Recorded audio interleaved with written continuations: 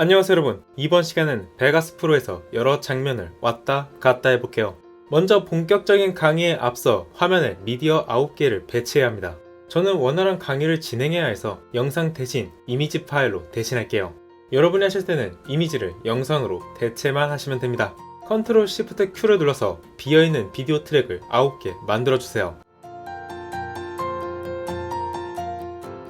이 9개의 비디오 트랙에 각각 하나의 미디어를 넣어둘 겁니다. 그리고 충분한 길이가 확보되어야 하므로 1분 40초짜리 길이로 만들게요.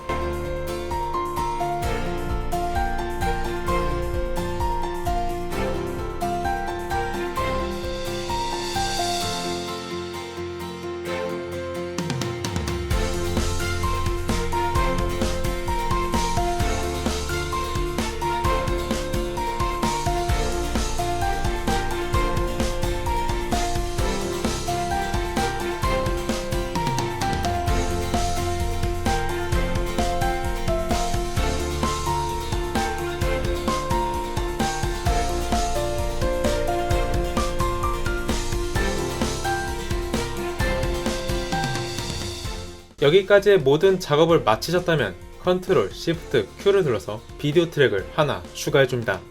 그리고는 두 번째 비디오 트랙부터 Make Compositing Child 눌러주도록 합니다. Make Compositing Child 버튼은 각 트랙의 트랙 헤더에 있죠. 맨 위의 비디오 트랙은 어차피 이 버튼이 비화되어 있으니까 두 번째부터 맨 밑까지만 계속 눌러주세요. 나는 트랙 헤더에 Make Compositing Child 버튼이 없다고요? 그러면 왼쪽에 있는 작대기 3개 모양의 햄버거 버튼을 클릭해서 Edit Visible 버튼 셋에 들어가주세요. 이곳에서 Make Compositing Child에 체크를 해주시고 겸사겸사 트랙 모션과 Compositing 모드에도 체크해줍니다. 그리고 확인을 누르면 트랙 헤더에 관련 버튼이 보이게 되죠.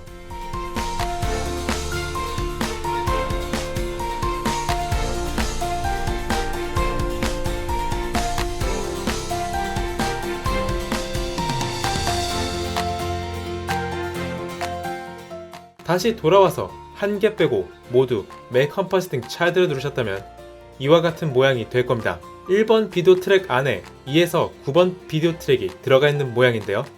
마치 부모 트랙에 자식 트랙이 속해 있는 것과 같죠. 비유하자면 A0 사이즈 종이에 A4 사이즈 종이를 여러 장 붙여놓은 거라 보시면 됩니다. 2에서 9번 트랙에 트랙 모션을 클릭하셔서 미디어의 크기를 조정 후 프리뷰 창을 보며 원하는 위치에 적절하게 배치해주세요.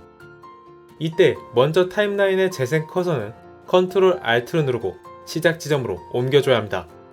저는 미리 9등분 된 배경을 준비해 놓았기에 여기에 맞춰서 적당히 미디어를 배치해 놓을게요.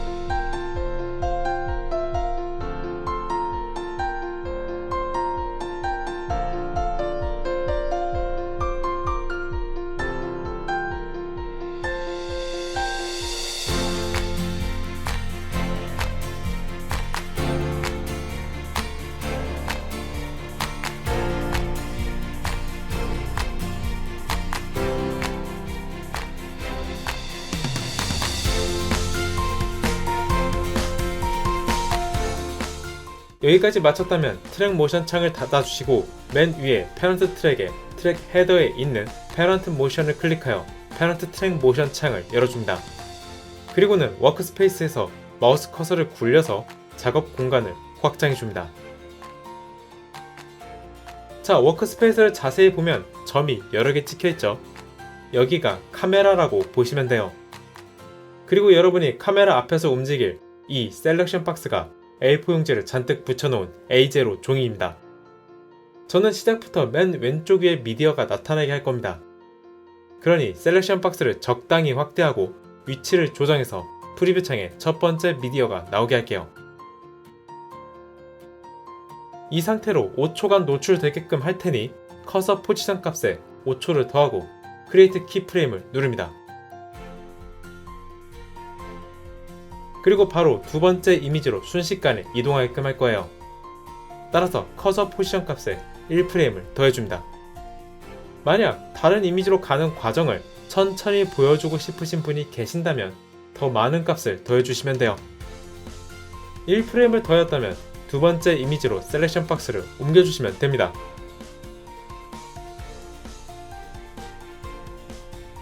그리고 여기서도 잠시 5초간 머물렀다가 다음 미디어로 이동하는 것이죠.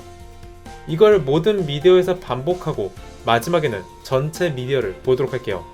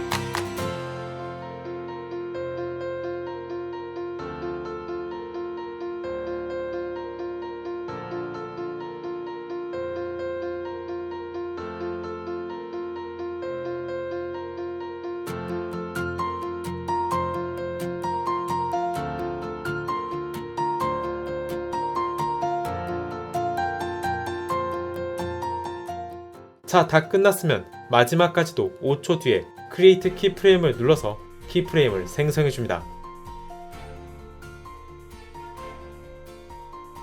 저는 순식간에 전체 미디어를 보게끔 할 테니 커서 포지션에 1프레임을 더하고 셀렉션 박스를 오른쪽으로 클릭할게요.